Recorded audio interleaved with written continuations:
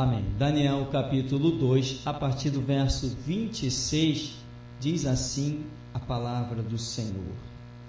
Respondeu o rei e disse a Daniel, cujo nome era Beltesazar: podes tu fazer-me saber o que vi no sonho e a sua interpretação?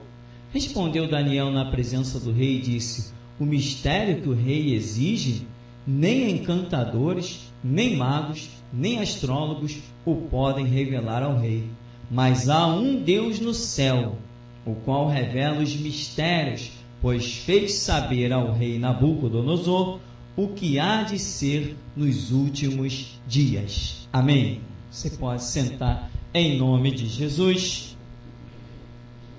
Você conhece bem este episódio, esta situação interessante, em que o rei teve um sonho. Ele ficou impressionado com o sonho. Só que quando ele desperta pela manhã, ele não consegue lembrar nada do que ele sonhou. Deus faz as suas obras de maneiras impressionantes. Por isso, irmão, você pode estar na situação mais adversa. Eu vou repetir, que eu lembro que já disse isso aqui. Deus tem sempre um projeto para te exaltar. Sempre Ele tem. Quem diria que Ele podia exaltar José naquela situação? E quem diria que Ele poderia exaltar Daniel nesta situação? Daniel aqui passa a ser o príncipe de todos os magos da Babilônia, foi engrandecido, foi posto como governador, a mesma situação de José, e ainda indicou os seus companheiros, Ananias, Misael e Azarias, para cargos também do negócio do rei. Enfim, Deus tem sempre uma maneira de alcançar os seus servos e glorificar o seu nome na vida dos mesmos. E Paulo diz que todas as coisas cooperam juntamente para o bem dos que amam a Deus. Você pode se apossar dessa palavra? Você pode realmente se apossar e dizer assim: eu vou descansar no Senhor, porque o final dessa história eu já conheço. É Deus ser glorificado e ainda me exaltar. Porque o que disse Pedro? Humilhai-vos, pois, debaixo da potente mão de Deus, para que a seu tempo vos exalte. Você não busca a exaltação de si mesmo, mas o teu Deus busca. Teu Deus busca a exaltação. Ele quer te exaltar, porque Ele sabe que quanto mais você for exaltado, com o coração humilde, mais também Ele será glorificado. Então, logo aqui Daniel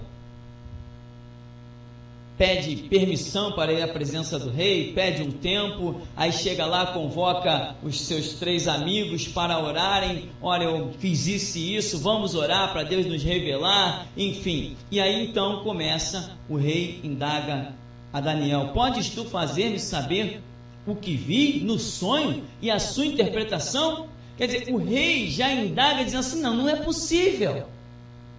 Eu sei o que eu estou exigindo, não é possível. Irmão, a Escritura diz que eu posso todas as coisas em Cristo que me fortalece. Se é Ele que fortalece, eu posso tudo. E outro detalhe, esse não é bem um assunto não, mas alguma coisa está me magnetizando para isso. Eu quero ir bem mais à frente. E a Bíblia diz também que não há impossível para Deus. O rei: mas tu pode isso, Daniel? Ou seja, está botando a cabeça a prêmio de graça. Aí diz no verso 27, respondeu Daniel na presença do rei: o mistério que você exige, nem encantador, enfim, ninguém pode isso aí. Mas no 28, há um Deus no céu, o que revela os mistérios, pois fez saber ao rei Nabucodonosor o que há de ser nos últimos dias. O teu sonho e as visões da tua cabeça, quando estavas no teu leito, são estas. Aqui eu vejo 2 situações nesse verso 28. A primeira é que Daniel fala de uma intimidade de um Deus que ele conhece de uma maneira tão tremenda. Ele tem uma declaração que ele não deixa dúvida para nada. Ele diz: há um Deus no céu que revela os mistérios. E fez saber a você o que vai acontecer quando? Nos últimos dias. Então, o que Deus revelou a Nabucodonosor, deu a interpretação a Daniel, se é para os últimos dias, é ainda para tempos futuros. Ainda é para frente, porque últimos dias aqui significa exatamente últimos dias. E o que vai ser revelado ali naquela estátua não são governos humanos. São ou não são? Não são revelados ali 4 reinos, e hoje nós vamos ver um 5º reino, um 5º governo. Ali é revelado Babilônia, Medo-Persa, Grécia, Roma e um 5º reino, que está lá nos pés. Então, últimos dias dos reinos humanos sobre a terra. É isso que a Bíblia está dizendo. Que ali estava revelado naquela estátua as coisas que aconteceriam nos últimos dias, mas ela é representada por uma figura humana, uma estátua. Então são as últimas coisas, ainda Deus permitindo que homens estabeleçam reinos e reinem. Entendeu isso? Então, últimos dias.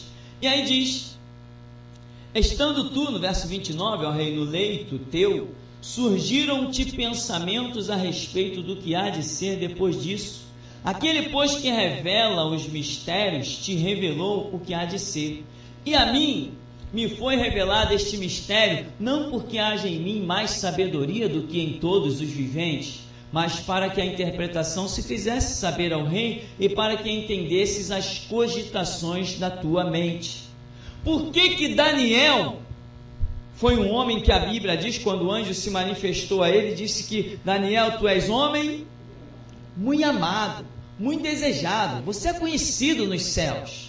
Mas olha o que Daniel diz diante daquele rei até então ímpio. Depois a Bíblia vai dar testemunho da conversão desse rei, da sua exaltação ao Deus Criador dos céus e da terra, ao Deus de Daniel. Mas até aqui então, um ímpio. Olha o que Daniel diz diante desse ímpio, ao contrário do que muitos iriam tentar se exaltar. Eu estou com a revelação, eu sei o entendimento, eu vou dizer: ó, rei, eu sou tal, eu sirvo um Deus vivo, você não serve. Não, Daniel não chegou querendo se exaltar. Ele está dizendo: olha, o revelado mistério, não porque em mim haja mais sabedoria do que em todos os viventes.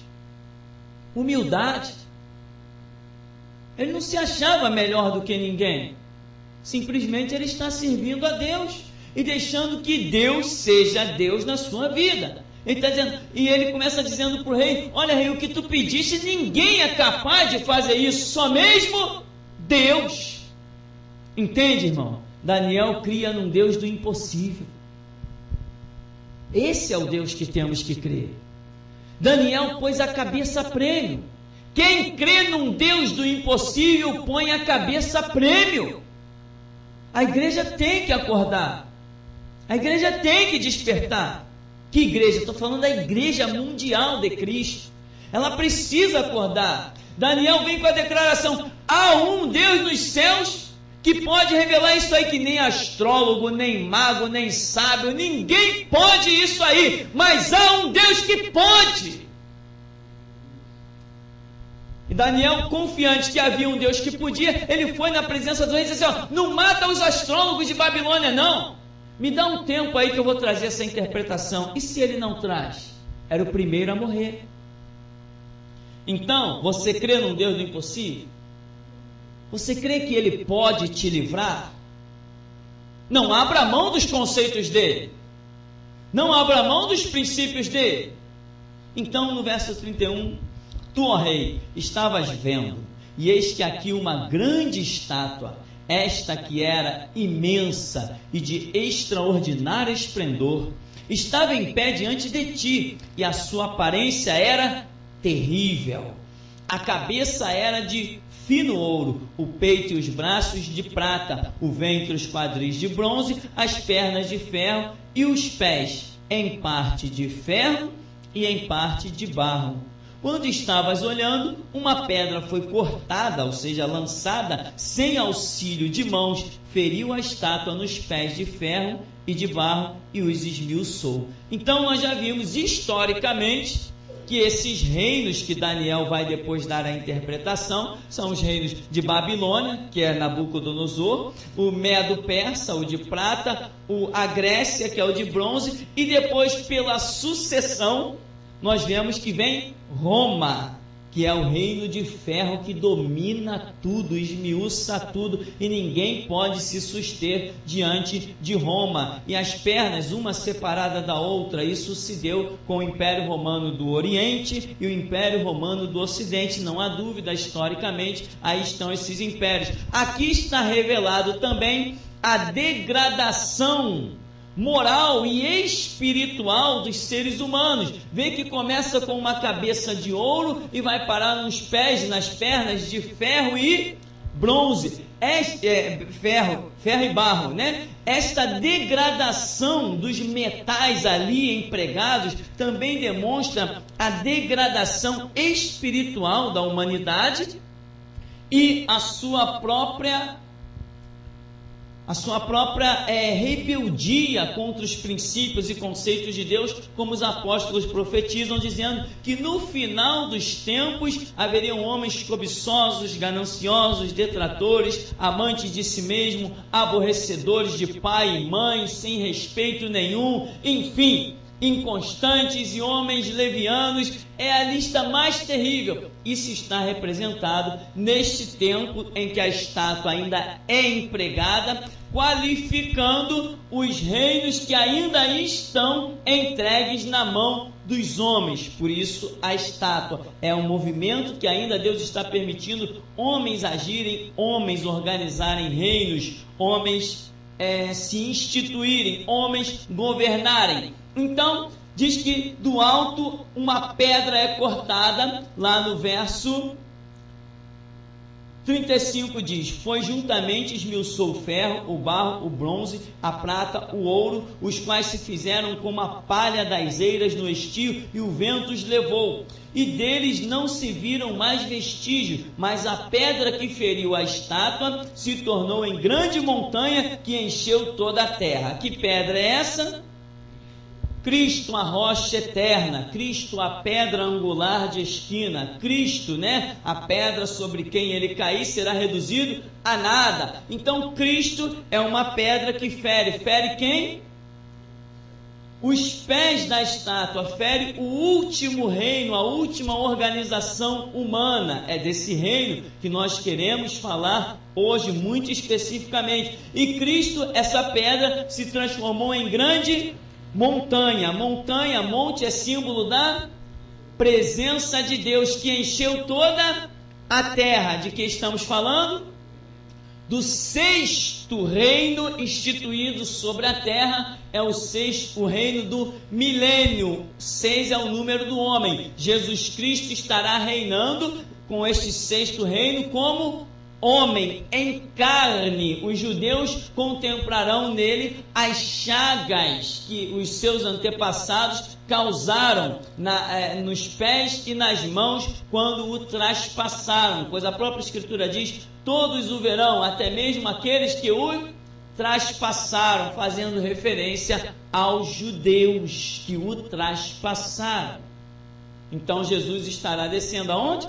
No Monte das Oliveiras, conforme diz Zacarias capítulo 14. Então, aqui o que vemos, Jesus se manifestará e instituirá o seu reino, que será o sexto reino de influência sobre toda a terra, como aconteceu com todos os outros 4 que sucederam até Roma, e como acontecerá também neste quinto reino, representado nos pés. Os pés ali nós vemos 10 dedos, 5 dedos de um lado, 5 dedos de outro. Estes 10 dedos que estão sendo representados pela reunificação do Império Romano do Ocidente, que é o que? União europeia. Os teólogos não sabem disso, ou então têm covardia, têm medo de falar que a União Europeia é o berço do reinado do anticristo, e está representado nestes 10 dedos, como também em vários outros 10 chifres que a Escritura nos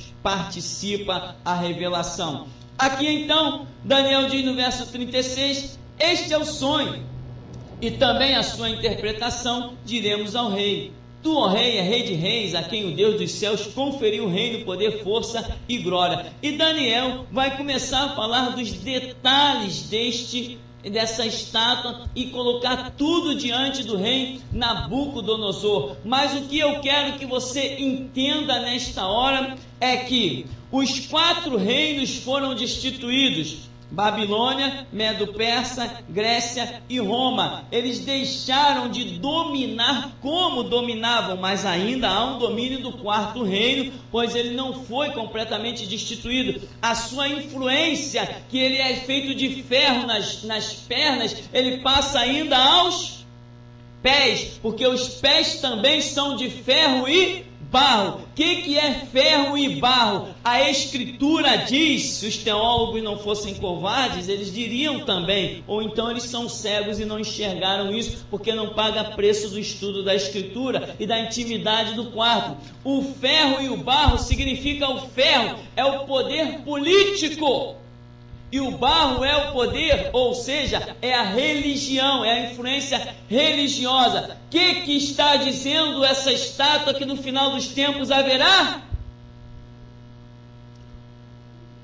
União de política com religião. Ah, então, pastor, está profetizado. Haverá a união da política com a religião. Então está tudo certo. Não está nada certo, está tudo errado. Porque a pedra, Cristo, atingiu aonde? Nos pés, aonde havia a união da política com a religião. Ele destruiu tudo aquele lixo e derrubou tudo. Jesus Cristo nunca aprovou, ele sempre abominou a união de política com religião. Paulo entendeu e disse: quem milita a boa milícia não se embaraça com as coisas do mundo. As coisas do mundo são embaraço. Muita gente já perdeu o ministério, perdeu posição, já perdeu tudo. Por quê? Foi procurar o status. Eu conheci grandes homens de Deus, irmão, que dá pena lembrar. Homens de Deus que quando pegavam no microfone, era um homem pegar no microfone e dizer a paz do Senhor, demônio já começava a tremer no meio da igreja e cair, pessoas possessas. Esses homens cometeram a abominação de se transformar candidatos políticos e hoje não prestam nem para ocupar lata de lixo. A política é o maior lixo que existe na sociedade mundial. Quem se envolve com política só resta um caminho: o inferno. Lá está organizado, o 5º reino será esse. Os 10 dedos representam a União Europeia, 10 nações.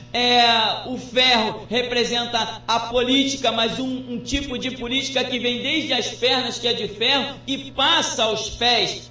Esse ferro que vai das pernas para os pés também está representando um domínio católico. Mas pastor, você não falou que é religião? Catolicismo é só, você não falou que é política, o ferro? Catolicismo é só religião? Não. Catolicismo aparentemente hoje é só religião, mas quando começou não era. O Papa era chefe de Estado. O Papa ditava leis políticas. Ninguém fazia nada. Quem criou essa baboseira de casamento registrado em cartório? Igreja Católica. Foi lei que eles criaram. Claro, tudo uma fonte de arrecadação financeira. Mas criaram, são donos da maioria dos cartórios que existem por aí. Tudo eles eles criaram com a força política. Hoje, eles são mais vistos como um conceito religioso. Mas no começo, lá na idade, nos primeiros 200 anos da igreja, quando começou a corrupção, 250, 300 anos, o pontífice, o Papa, não era só um líder religioso, ele era também um chefe de Estado. Você deve meditar em história, buscar alguns livros, que você vai ver isso com muita clareza. Então, o que acontece? Isso passa aos pés. E lá está. O que está nos pés? Todo o conceito de religião, Se você observar aqui, no verso 42, dá uma olhadinha, diz: como os artelhos dos pés eram em parte de ferro e em parte de barro, assim por uma parte o reino será forte e por outra será frágil. Quanto ao que viste do ferro misturado com barro de lodo, misturar-se-ão mediante semente humana, ou casamento, ou ainda aliança, mas não se ligarão um ao outro, assim como o ferro não se mistura com barro. Ou seja, assim como política não se mistura com religião. Ou seja, será uma influência em que na verdade não será completa, não será total. Porque hoje os pastores estão querendo status, estão querendo posição, estão querendo exaltação. E por mais que eles tenham se vendido à política, nunca serão exatamente aquilo que o Estado espera deles. Eles ficarão devendo, já estão devendo a Cristo e vão ficar devendo ao próprio Estado. E é por isso que quando a igreja for arrebatada e o anticristo estiver com força total, a cauda do traidor, do dragão, que significa traição, a cauda do dragão, se virará contra estes falsos pastores que venderam o próprio rebanho de Cristo para eles. E a Bíblia diz: ai dos que habitam sobre a terra. Nesse caso, a igreja verdadeira, que não se misturou com este lixo, já foi arrebatada. Então, observa que eles se unirão com aliança.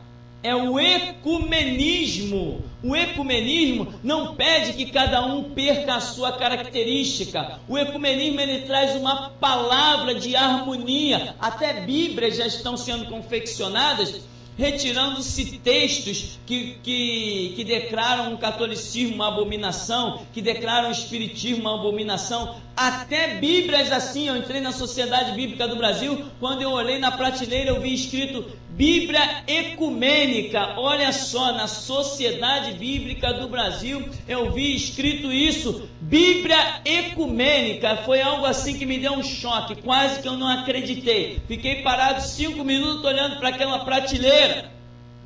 A corrupção espiritual, meu irmão, está invadindo tudo.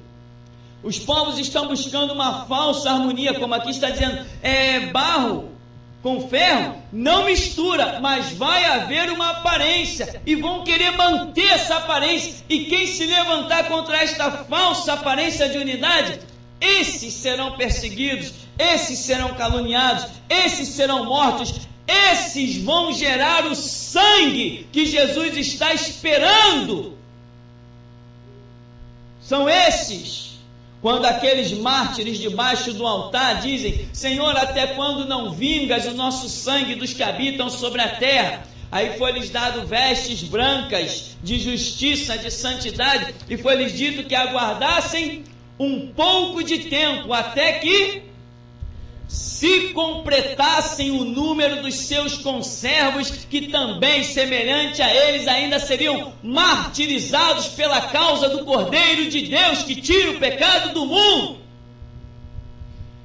Jesus ainda está precisando de mártires, não só lá na Rússia, não só na Irlanda do Norte, não só na América Central, mas Jesus ainda está precisando que seja derramado sangue no Brasil também. Ele está esperando se levantar um exército capaz de banhar esse solo com sangue justo, com sangue inocente, para que quando ele derramar as suas taças de Apocalipse, ele complete a sua ira contra a humanidade, porque nós fomos chamados para anunciar o ano aceitável do Senhor e o dia da vingança do nosso Deus. A pedra está preparada para ser lançada aos pés da estátua, ela já está quase completa, os pés já estão se organizando. União Europeia, e Jesus já está preparado para operar, já está preparado o arrebatamento da igreja, já está preparado, já estão selados aqueles que vão confessar Cristo até a morte, já estão selados aqueles que não vão se misturar, já estão selados, o Espírito Santo está trabalhando com poder tremendo, ele já encontrou muitos daqueles que vão derramar o sangue para que Cristo Jesus seja glorificado, porque existe um número de mártires estabelecido por Deus, por isso ele diz, aguardai até que se complete.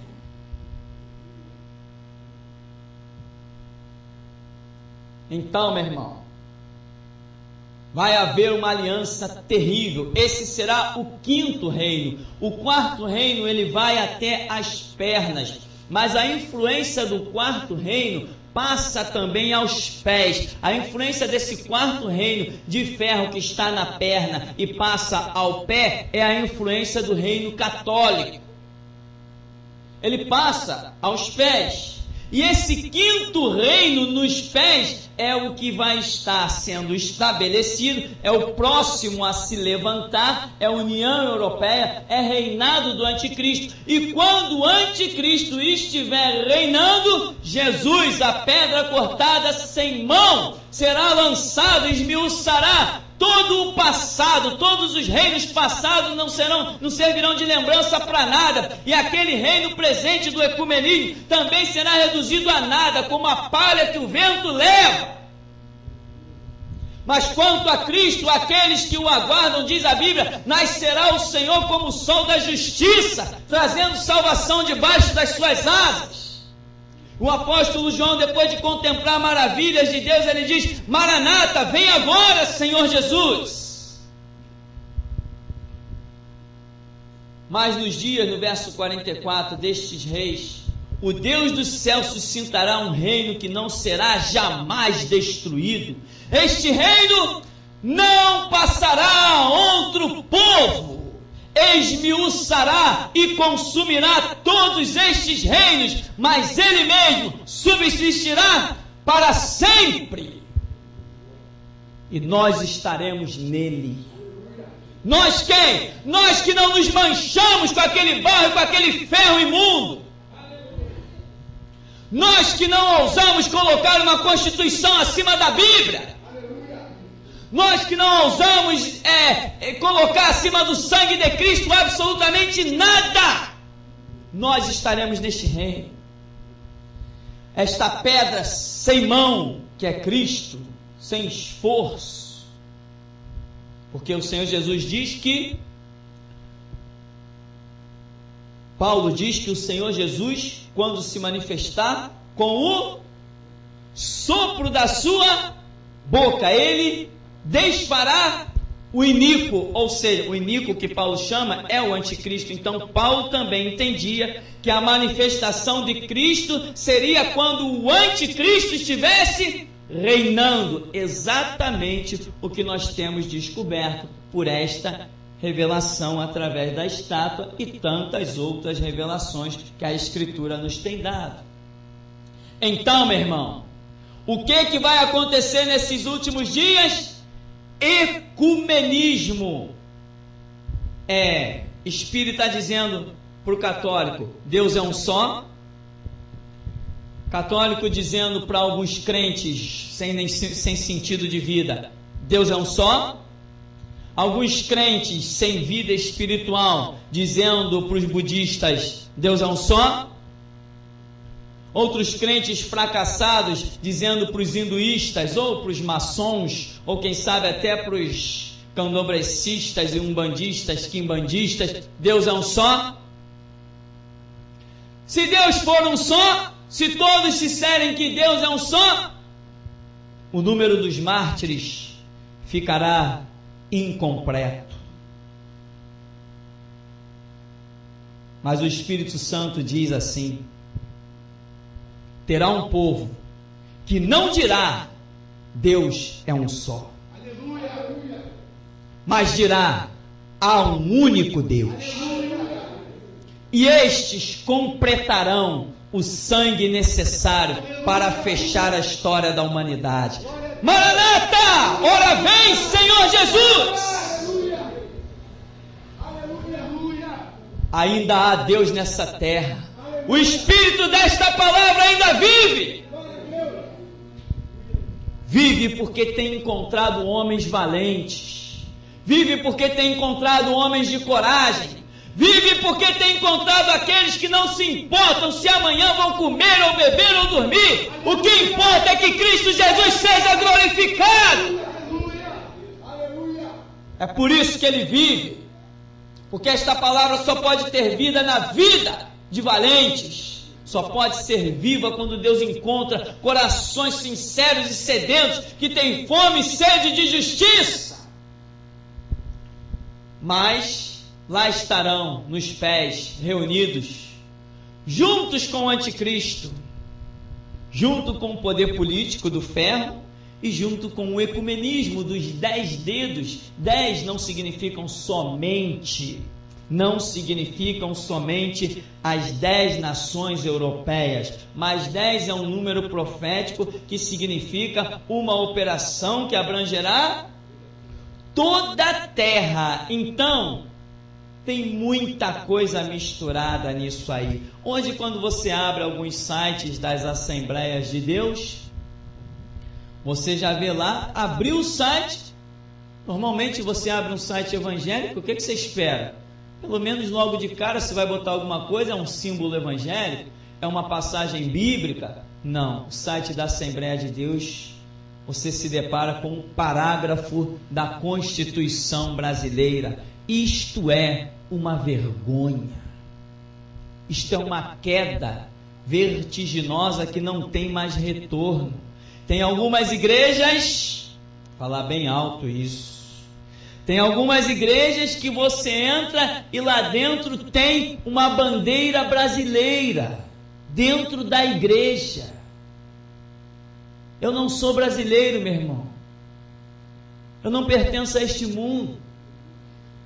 A escritura que eu tenho, ela diz que eu sou forasteiro e peregrino em terra estranha. Se eu estou em terra estranha, se a Bíblia diz que eu estou em terra estranha, eu não sou brasileiro. Jesus estava no mundo, nasceu na Judéia, nasceu em Belém da Judéia, mas o que ele disse? O meu reino não é deste mundo. Eu não sou deste mundo e vós também não sois deste mundo, porque eu com o meu sangue vos comprei. Se vós fosseis deste mundo, o mundo vos amaria, mas porque eu vos comprei com o meu sangue, o mundo vos odiará. É necessário mergulhar na Escritura, é necessário parar, é necessário pensar, é necessário se perguntar: Deus, eu estou no caminho certo? Deus, eu estou no caminho errado? Deus, não me deixa ter a força dos meus próprios passos, nem a conclusão dos meus próprios pensamentos. Dá-me tu, Deus, a direção, e não me poupes a tua revelação. Meu irmão, esta é uma oração que eu faço há tantos anos. Eu digo para Deus: Senhor, eu não quero ter forças para andar se eu tomar um rumo contrário à tua vontade. Faça isso, irmão. Leve Deus a sério. Que muitos estão usando a Bíblia e o nome de Jesus para verdadeiras palhaçadas. Tudo virou show e maravilha. Ninguém mais prega salvação nem inferno. Aliás, eu já tenho dito aqui: quer conhecer uma igreja mercenária? Frequenta lá 1 mês, 2. Se o pastor não tocar na palavra inferno, ele é um ladrão, ele é um mercenário. Porque a igreja verdadeira tem que lembrar ao seu povo que há um inferno esperando todo rebelde. Então, irmão, sem querermos nos alongar, aqui diz simplesmente, no 45, para concluirmos: como viste que do monte foi cortada uma pedra sem auxílio de mãos, e ela esmiuçou o ferro, ou seja, o poder político e os reinos políticos, o bronze, que é a força dos reinos, o barro, que é todo conceito fútil, barato, religioso, a prata é a falsa redenção, é as riquezas das nações, e o ouro é o reinado humano, porque está representado na estátua. O grande Deus fez saber ao rei o que há de ser futuramente.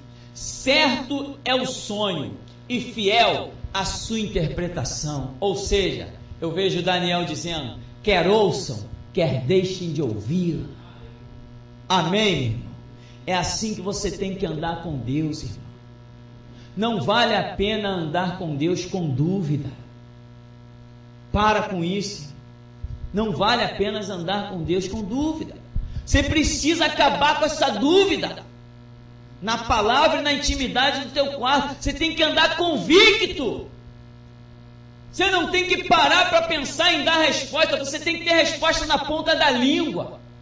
As respostas são formuladas lá na intimidade do teu quarto com Deus. Antes que o inimigo apareça para te arguir. Quando aparecerem na tua frente, você diz: é assim, assim, assim. Ah, mas outras religiões não pensam assim. Eles servem ao demônio, eu sirvo a Jesus Cristo. Ah, você está dizendo que eu sirvo ao diabo? Serve. Você não pode dizer isso. Posso dizer o que eu quiser. Eu tenho boca, tenho língua, eu sou livre. Sou livre por Jesus Cristo, não sou livre por conceitos religiosos. Eu sigo a palavra. Mas todos os caminhos levam a Deus. Eu só conheço um. Disse Jesus: eu sou o caminho, e a verdade e a vida, e ninguém vem ao Pai senão por mim. É isso que eu creio. Ah, mas eu também sou evangélico. Não é como eu sou. Mas eu também creio na Bíblia, mas não creio como eu creio. Eu também oro a Deus, mas não ora como eu oro. Eu também creio que Deus é o Deus do impossível, mas não creio como eu creio. Amém? Então, fiel, certo é o sonho, fiel à sua interpretação. Está aí, rei. Agora, faz o que tu quiseres. Mas aí está a resposta. Qual foi o resultado? Daniel, homem valente, vimos desde o começo, foi exaltado pelos homens? Não, não foi exaltado pelos homens. Foi exaltado por Deus, porque Deus o revelou o que ninguém poderia revelar. Irmão, você quer a revelação que ninguém tem? Você quer saber o que ninguém sabe? Você quer botar a cabeça a prêmio e ser glorificado como ninguém foi? O Deus de Daniel ainda é o Deus da igreja. O Deus de Daniel ainda está vivo. E nessa noite o Espírito Santo procura: cadê Daniel? Mas você pode interceptá-lo e dizer: eis-me aqui, Espírito Santo. Como eu costumo dizer, Deus deve sentir muita saudade de Pedro, de Estevão, de Daniel, Misael, Ananias, Azarias. Deus deve sentir muita saudade desses homens, dispostos, determinados, nunca preocupados consigo mesmo. Deus deve sentir saudade desses homens. Mas você pode diminuir a saudade que o Espírito Santo sente deles sobre a terra hoje? Dizendo: capacita-me, Deus, a ser semelhante a Daniel. Capacita-me a ser semelhante a Pedro, que eu possa chegar diante deles e dizer: vede aí, se convém obedecer antes a vós do que a Deus. Porque esse Jesus a quem vós crucificaste, Deus o fez Senhor e Cristo. E não há outro nome dado entre os homens pelo qual devamos ser salvos, a não ser o nome de Jesus, e a este nome, diante dele, se curvará todo o joelho, toda língua confessará que Jesus Cristo é o Senhor. O Espírito Santo não tem mais Pedro, mas tem a mim e tem você. Não tem mais Daniel, mas tem a mim e tem você. E assim, então o rei Nabucodonosor se inclinou e se prostrou o rosto em terra perante Daniel e ordenou que lhe fizesse oferta de manjares e suaves perfumes. Diante de quem que o rei Nabucodonosor se inclinou? Diz Apocalipse para a igreja verdadeira: eu farei com que todos venham e se prostrem diante de ti e saibam que eu te amo. Lembra o que o anjo diz para Daniel? Daniel, homem muito amado. Irmãos, vamos lutar, vamos pelejar e vamos ser muito amados diante dos olhos do Senhor e no serviço do Espírito Santo. Que o Senhor nos abençoe em nome de Jesus.